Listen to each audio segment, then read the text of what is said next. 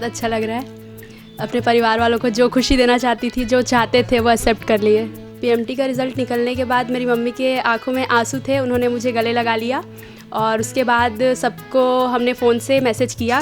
PMT में selection के लिए ऐसा लगता था जैसे वो बच्चे बहुत ज़्यादा टैलेंटेड रहते होंगे और किसी से उनको मतलब नहीं रहता होगा, लगता था जैसे हमेशा वो पढ़ते ही रहते होंगे। पर बाद में लगा कि नहीं, नॉर्मल बच्चे भी ये कर सकते हैं। मेरे पापा व्यावसायिक हैं, केबल ऑपरेटर हैं। वो इतने ज़्यादा शिक्षित नहीं होने के बावजूद उनके विचार बहुत अच्छे हैं और उन्होंने ही मुझे सबसे ज़्यादा प्रेरणा दी है। तो मेरे को लगता है कि पारिवारिक पृष्ठभूमि का कोई ख़ास प्रभाव नहीं पड़ता है, विचारों का प्रभाव पड़ता है।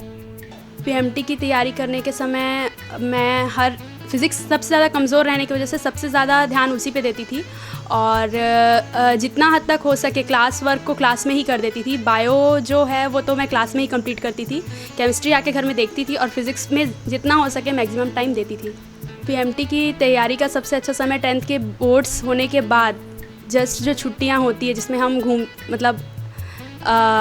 टाइम बिताते हैं, वो समय सबसे अच्छा होता है क्योंकि उस समय हमारे पास सबसे ज़्यादा जोश होता है। उसके बाद फिर वो जोश नहीं होता 12th निकल जाने के बाद। शॉर्ट नोट्स बनाती थी बायो का। जो चीज़ मैं भूल रही थी, जो मैं भूलती हूँ, उस चीज़ को मैं हमेशा लिख के रखती थी। शॉर्ट नोट्स बनाया था उसका। फ़िज़िक्स के जो फॉर्मूले भूल जाया करती थी उसका नोट्स बनाया था। केमिस्ट्री के फॉर्मूले का नोट्स बनाया था। वो सबसे ज़रूरी होता है क्योंकि हम जो चीज़ भूल जाते हैं वो याद करना हमें बहुत ज़रूरी होता है। हाँ, जो जैसे एनिमल किंगडम है, बच्चों को सबसे ज़्यादा टफ़ पड़ता है, तो एनिमल किंगडम के लिए कॉलम वाइज उसे बना के दीवार में चिपका दिया था। रोज़ सुबह शाम उसको देखा करती थी और बस जो भी लगता था कि बस ये भूल सकते हैं, बस उसको लिख के चिपका दिया करती थी। उसको सुबह शाम उठते बैठते देख लेती थी। सबसे पहले तो सचदेवा कॉलेज जैसे अगर आप उसमें पढ़ते हैं तो उनके टीचर पे पूरा विश्वास रख के उनके नोट्स को हर तरह से थॉरो करना चाहिए, हर तरह से उसको फॉलो करें।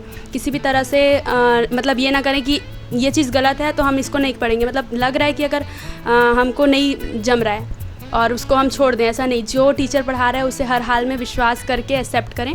पीएमटी में सेलेक्ट होने के लिए सबसे पहले अपने मम्मी पापा का योगदान मानती हूँ, उसके बाद मेरे परिवार वाले और मेरे सारे अच्छे दोस्त। पीएमटी में सेलेक्ट होने के बाद MBBS तो सबसे पहले हो गई, उसके बाद मैं MD गायनेको पे।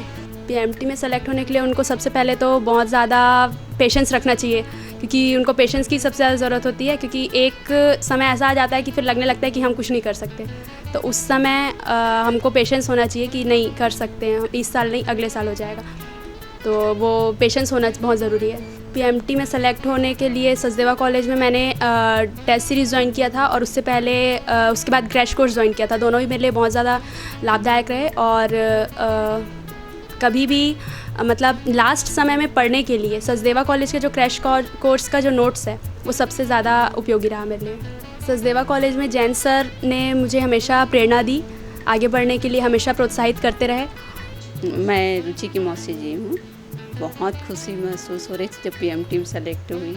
मैं तो बस यही कहती थी कि हिम्मत ना हारो, मेहनत करो, मेहनत का फल अवश्य मिलेगा। बस मैं तो हमेशा इनको दिलाती रही, उनको कभी नर्वस आने नहीं देती थी। ये तो बहुत उपलब्धि है सचदेवा कॉलेज की जो पीएमटी में सेलेक्टेड होने के लिए, क्योंकि उन्होंने जो नोट्स वगैरह दिए सचदेवा कॉलेज से उन्हें बराबर प्रिपेयर किए और उनको पढ़ाई की। उसके बाद वो मतलब पूरी तरह माने कि हम सचदेवा कॉलेज बहुत उनके सेलेक्टेड होने के लिए बहुत भूमिका निभाई है।